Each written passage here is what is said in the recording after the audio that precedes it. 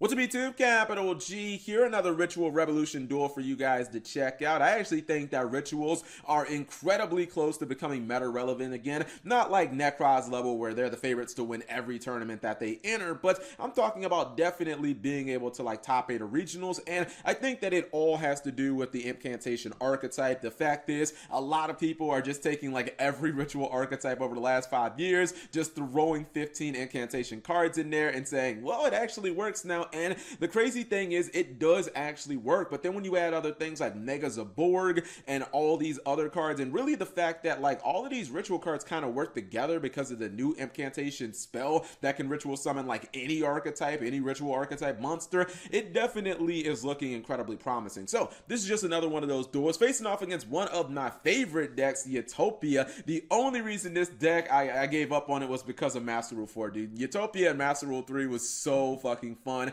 Drawing 6 cards a turn, it was actually just bananas. So Cyber Angels are going to be up first, or Cyber Angel Egg gets them a +1. Incantations, you know what they do. They're going to get you all types of pluses. You see 4 monsters on the field. Oh my goodness. And you know, you can't go into your extra deck, but you can tribute those monsters for Valkyries. Ben 10 is going to float. And you got actually one of my favorite all-time rituals, man. Cyber Angel Natasha. I still believe this card is actually broken. I think the only reason that she never saw play, well, she's stuck in an archetype that sucks for one. Other than Ben 10, Cyber Angel's really not that good. Well, Machine Angel Ritual is good, but yeah, they don't really have that many good cards. I think that if she was level 4, oh my goodness, she would have been so much better if she was level 4. But let's go back to Utopia. He did open with Exceed Change Tactics, my favorite card, and look at the draws. 1 for Utopia, 2 for Utopia, 3 for Utopia the Lightning. That was the whole reason to play the deck. It's because you draw so many cards in a turn. And back in the days of like Norden and Instant Fusion, bro, drawing 6 cards with Master Rule 3 was so easy. It was fun. It was ridiculous. But the thing about the ritual deck is, even though he did get rid of Utopia, or excuse me, Valkyries, against these new ritual decks, you cannot leave yourself without a great field of defense, because look how many cards that they can get. And when people throw like random Shino birds and stuff like that, they can push through back row and they can really push through monsters incredibly easily. You see him summon Valkyries and Unicorn at the same time off of the Kaleidoscope. Now he is going to summon my girl,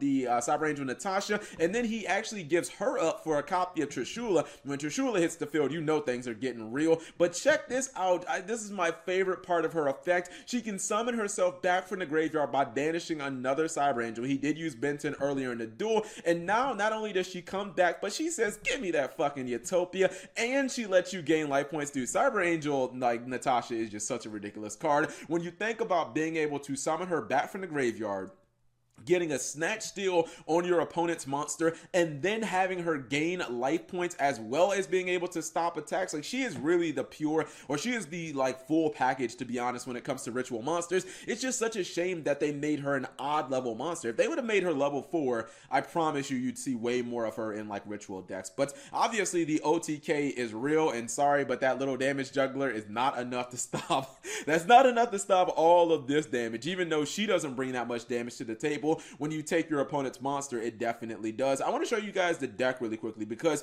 it was a very interesting build of rituals. Okay, so here's what the deck looks like on paper, and I believe that this is like the first time that I've seen Odd Eyes Gravity Dragon Ran. Maybe it was in some of the other ones, but I don't know if I'd recommend this card just because it's level 7, and I've always thought that ritual summoning with odd level monsters has always been a little weird, and it's just kind of difficult. Like, I think that you should probably run Shino Baroness Peacock. She basically does the same exact thing. Up to 3 cards. She puts them back in your opponent's deck too, not just in their hand, so they're not going to get them back. And then if you don't win, she replaces herself with some tokens because oddly enough, she is a spirit monster. The reason I think these ritual decks are popping up is because the incantations are just so good for all of the ritual archetypes right now. And then there are other cards like the fact that you can summon 2 of the incantations, summon Zaborg, go plus off your incantations. Zaborg gets like all of your Herald of the Arc Lights in the graveyard, and then you'll see people even run like Zark because Zaborg can drop all of the monsters that you need in the graveyard to summon Zark. You end up searching Miracle Synchro Fusion